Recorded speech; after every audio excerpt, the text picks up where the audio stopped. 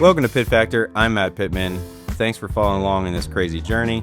It's been a couple weeks since I've done a talking head situation with you guys, so thanks for sitting down with me yet again.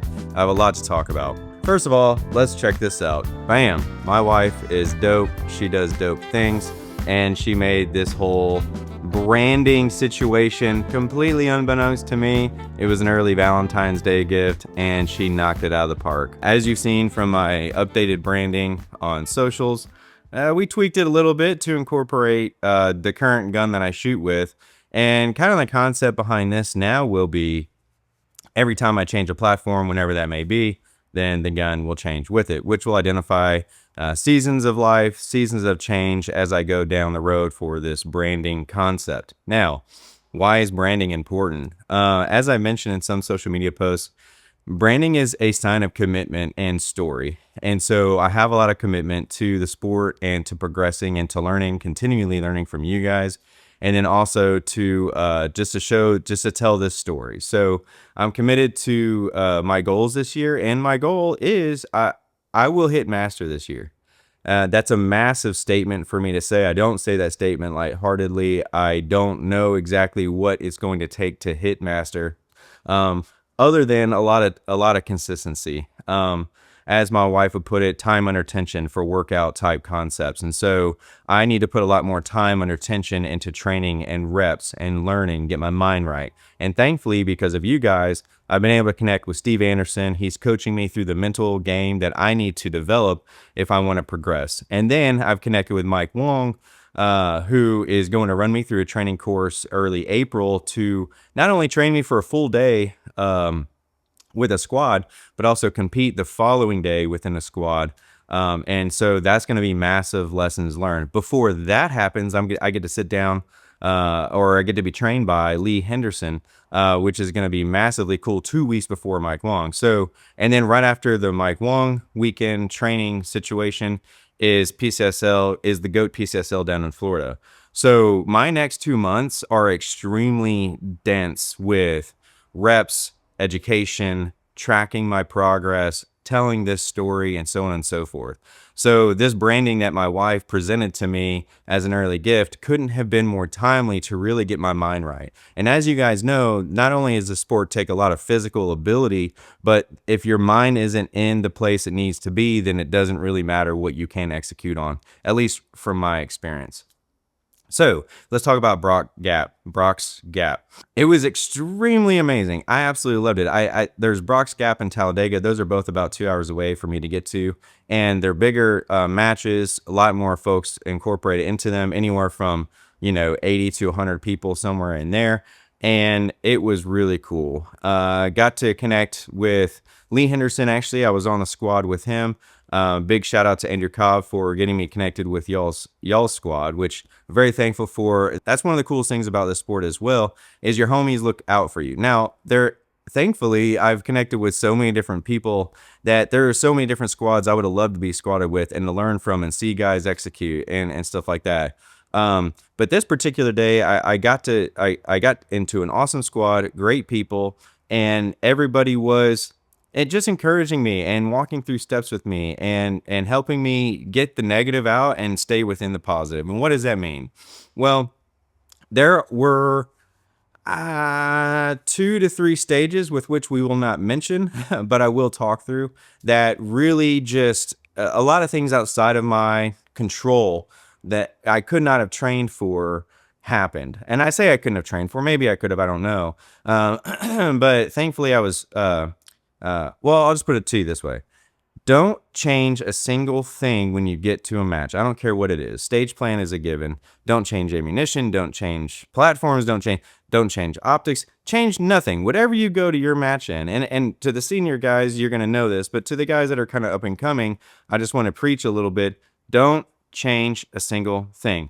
And what does that mean? It means that you're progressing, you're dedicated, and people want to connect with you. People want to support you. People want to help you. And sometimes that help can actually be a hindrance, not because anyone specifically is trying to slow you down or anything of that nature, but just things can happen outside of your known control.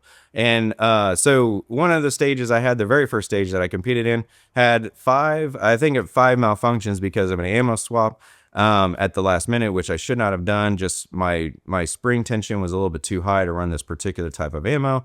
And so it gave me five malfunctions on a stage that I had locked in. I mean, I was truly locked in. I'd run through it. My subconscious stage plan, I could tell you the stage plan right now. And that's how dialed in I was. Now, what's the positive in that? The positive in that is I got to actively practice on a live stage how to work through those malfunctions. And I did a freaking great job. There was one hiccup to where my mag literally didn't seat in a weird way and it fell to the ground. I picked it up off the ground, even though I had a fresh mag in my holster. But I think that was after malfunction 4 or 5. So my brain was already kind of everywhere. At the end of the day, I had, I think it was like 33 alphas, 2 Charlies, and 1 Mike. Not bad. Now my time was crazy slow because I was moving through those malfunctions, but I still kept it together to be visually patient to make sure that my dot was where it needed to be. So that was cool. Outside of that, some folks had seen maybe on social that I practiced a classifier that was going to be out there, that was out there Saturday, and I had a nice fat M class run on the classifier. Well, guess what? That was a horrible idea. So don't practice classifiers. Why is that? Well, for a lot of reasons. Most importantly, mental reasons, not physical reasons, just mental reasons. Go through your reps, go through your practice those types of targets, as in if it's a tuxedo, if it's a no shoot, just set that array up so that you know how to be visually patient as you go through it and have some sense of a concept of how you want to perform within that stage, that qualifying or classifying stage. But practicing specifically, for me anyway, sets me up for failure because I'm thinking one thing when in reality it's going to be something different, such as when I stood up within this classifier that I had a fat M run on. Not only did I trip into the shooting area box because my toe was too far seated within it, and I executed out of the chair which I was seated in to get to my loaded weapon, which was sitting obviously on the mag release side. So I trip, I slam onto the table, releases the mag with which I do not reseat, and then I go to shoot. Massive. It was horrible. So we could talk a little bit about that, but I'm not going to because I don't want to remember that stage. It was horrible. But what I do want to present to you guys is the newer shooters. You know, you will get the itch to practice your classifier. It is very natural to feel that way because you want to know the classifier and you want to execute properly. What I'm telling you is that these classifiers are so freaking basic, you don't need to practice them, A. And then B, you really are setting yourselves up for failure because you're going to do great in training because you're going through several different repetitions of it. But in the actual day of, you're most likely going to execute a little bit more poorly because you have a preconceived concept of how you're going to perform, and then you may perform differently. Most likely will perform differently. So don't set yourself up for failure in that. Build your confidence from a different reservoir of confidence building juices. Don't do it off of your practice stage plan. At least that's my experience. You may have something different. At the end of the day, it took so much mental energy to stay positive after back to back to back failed stages. I had 3.5 failed stages out of the 7 stages that we shot. It took an enormous amount of mental energy to stay in the positive and to not let those stages eat me up. And I got to tell you, that is to date the hardest part of this sport. I did do that. I stayed in the positive, and it really was mental boxing back and forth on how to do that. And I mean, I'm talking to myself. I mean, I probably look like a crazy person, but it's like, dude, stay in the game. I kept wanting to go negative. I'm like, stay in the game. Stay in the game. That was yesterday. This is today. That was last stage. This is this stage. Like, stay in this game. Stay in this vein. But you still have that itch, that weird nervous tension. At least I do. And so I did that until we got to the stage I performed excellent in. And why did I perform excellent in? I finally got to fire on all of my abilities cylinders. It was awesome. It was a very quick course. I ran through it, and it just everything fired the way I know that I can fire. So when I got through that, I mean, I can't tell you the energy that came out. Like, I just released all that tension. I got to prove to myself, not to anybody else, I got to prove to myself that yes, all of my training has paid off. This is what that looks like, and this is how we're going to execute well. So take a look.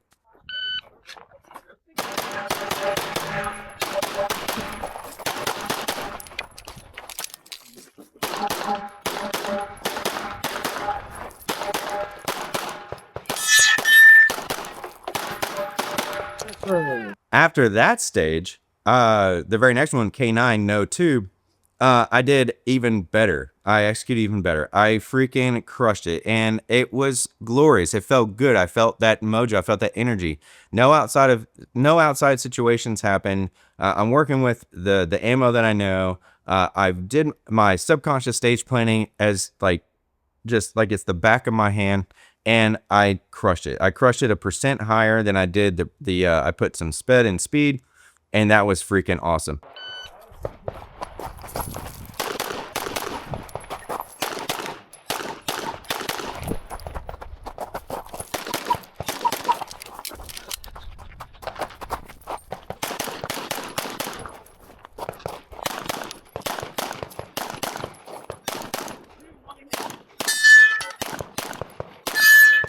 Then we had Let Him Cook. Let Him Cook is a classifier that I've done several times. There was a visual patience situation that I needed to have addressed a little bit cleaner on the very last target where I hit a delta, but the rest were alphas and a couple Charlies. So I was really happy with that. I was really happy with my speed, and it felt effortless. It felt like I was just dancing through the stage.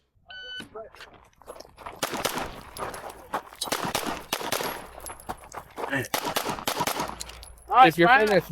And I had a really fat B run on that. I had a 71% B run on that, and I'm really happy with that. I would have been happier with an A, obviously, which was just a few percentages away, but I moved at a speed I can execute every time consistently. And if I would have had a Charlie or Alpha instead of that Delta, I feel like I would have gotten there. So that was just a nice takeaway. Next time I run it, which I'm sure will happen this next month, we'll execute well, and for sure we'll get into the A class. I have no doubt. Then we go into a couple of stages we won't worry about, but those are the big ones. Those are the 3 big hitters that really stood out to me. There was one other small one that I did decent in, this is the stage of Aquila Bella, and it was pretty good. I'm happy with that.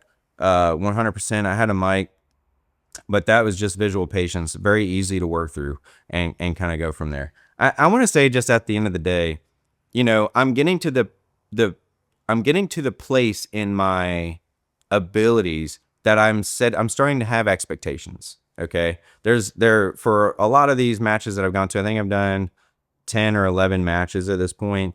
I haven't really had expectations until now. And what does that cause? That cause a lot of mental busyness in me. It has anyways. And so when I have expectations and I don't meet those expectations, then the mental game gets just hammered in a bad way. You don't want that. So I'm learning that as I'm going, one thing that I'm really honing on is just a phrase of staying positive neutral. And so staying positive neutral when things are going great is very easy. Staying positive neutral when things are freaking exploding is very challenging. And so having expectations going into a match can be challenging. So I would just say be cautious of that. Yes, know your abilities. Yes, know what you can execute on. But having an expectation of performance may set you up for failure. I need to dive a little bit more into that thought process. So please chime in if you have any input into that as well. But all in all, it was a fantastic day. After reviewing the footage and reviewing my performance and reviewing how I executed a stage plan, it was the most dialed match yet. I'm very excited about this Wednesday. I will be at Last Resort, which are indoor matches, so those are much faster, but I get to really take everything I learned from Saturday at Brock's Gap and execute with extra level of precision come Wednesday.